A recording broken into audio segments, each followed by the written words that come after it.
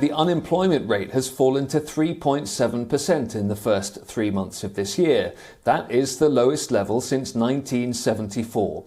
Job vacancies have also hit a fresh high, but soaring inflation has led to the biggest annual fall in real earnings for most workers since 2013. And the Bank of England has warned of a potentially apocalyptic rise in food prices for the UK. Let's talk to our correspondent Giles Gibson now, who's joining me live from London. And Giles, this is an interesting mix of data for the UK economy. Good news and bad news in there. Yeah, Ollie, mixed is just the exactly correct word in terms of looking at this data, in terms of how the UK economy is faring right now. Because on the one hand, we have some of the lowest unemployment figures seen since the mid or the early 1970s. You know, you've got 1.3 million job vacancies out there and just not enough workers to go out there and actually fill them.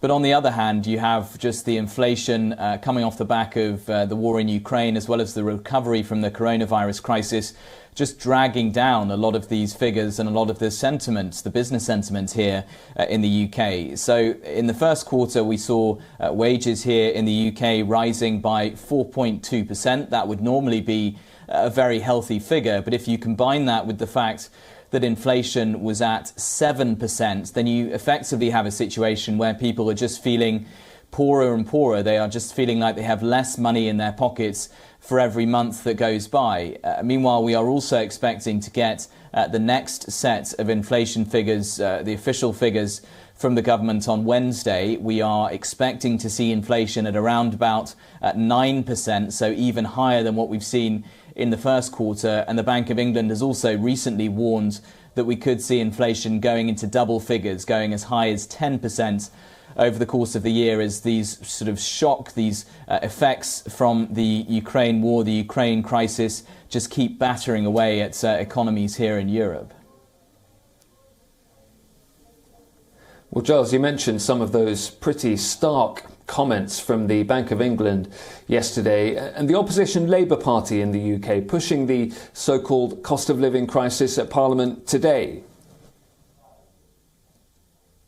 Yeah, the Governor of the Bank of England, Andrew Bailey, was testifying in front of a committee in Parliament, and he made just headline after headline in terms of his assessment of how the UK economy is faring right now, describing the rises in food prices that we're seeing here in the UK and around the world as apocalyptic.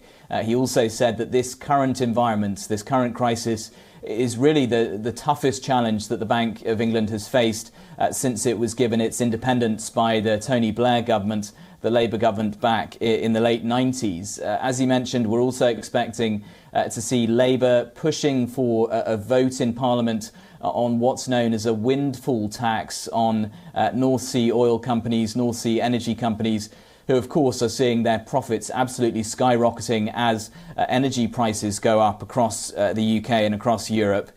Generally speaking, the Conservatives are ideologically opposed to this idea of a windfall tax.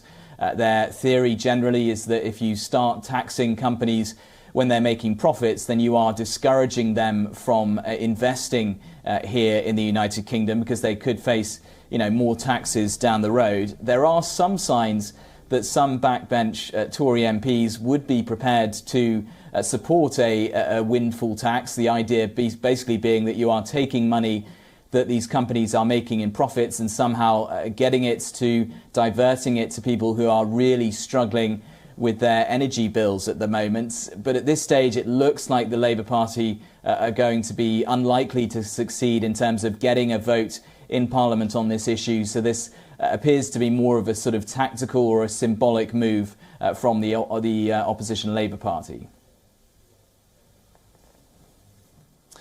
OK, Giles, thank you. Stay where you are for the time being, because the British Foreign Minister is setting out today the UK's plans for legislation and its strategy on changing the post-Brexit trade deal for Northern Ireland. Liz Truss is not introducing any new law this week, but is telling Parliament what that legislation will look like. She's expected to take to her feet in the House of Commons in the coming minutes. Boris Johnson says that the government needs an insurance option to be able to override some of the post-Brexit rules for the province if the European Union won't agree to changes.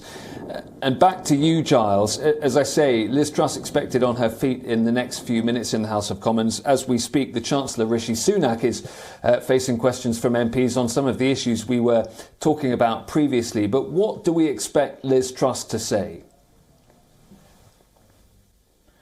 Ollie, I think we're going to get sort of a broad strokes, sort of a 30,000 foot view of what this legislation could look like. So we could, for example, see Liz Truss outlining this legislation that would effectively take away some of the customs checks for goods flowing into Northern Ireland from the rest of the UK. We could also see her making some sort of statements about the European Court of Justice, the UK potentially moving to sort of strip away its oversight role as part of this legislation that they are proposing. I think just really worth underlining once again that this is not going to be Liz Truss officially tabling this legislation in the UK Parliament. We are just going to see some broad strokes really about what it could actually be. We don't really expect the UK government now to actually table this legislation until sort of the start of July, the start of June rather at the earliest. What this allows the UK government to do really is to keep sort of moving on these two tracks. So on the one hand, they can keep negotiating with the EU, looking for what are described as technical fixes to some of the issues with the Northern Ireland Protocol. And on the other hand, they can keep moving forward this legislation through Parliament, get through some of those legislative hoops and then get it to the point where it is a weapon that they can use in this dispute. I think it's also going to be really interesting to see how the EU responds, if at all, because, will they keep their powder dry?